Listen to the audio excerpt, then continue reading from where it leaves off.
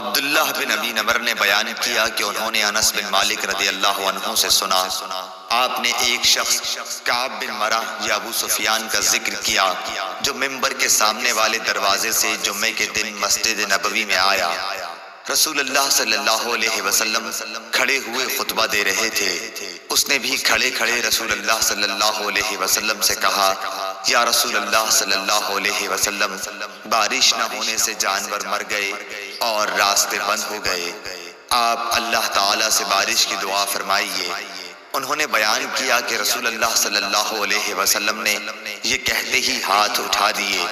آپ صلی اللہ علیہ وسلم نے دعا کی کہ اے اللہ ہمیں سیراب کر، اے اللہ ہمیں سیراب کر، اے اللہ ہمیں سیراب کر۔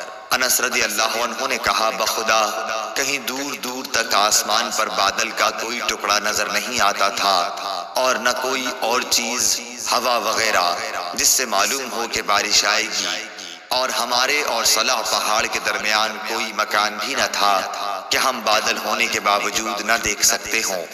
پہاڑ کے پیچھے سے ڈھال کے برابر بادل نمودار ہوا اور بیچ آسمان تک پہنچ کر چاروں طرف پھیل گیا اور بارش شروع ہو گئی۔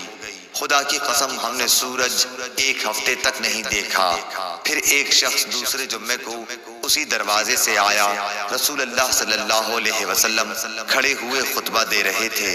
اس شخص نے پھر آپ کو کھڑے کھڑے ہی مخاطب کیا کہ یا رسول اللہ صلی اللہ علیہ وسلم، بارش کی کثرت سے مال و منال پر تباہی آ گئی اور راستے بند ہو گئے، اللہ تعالیٰ سے دعا کیجئے کہ بارش روک دے۔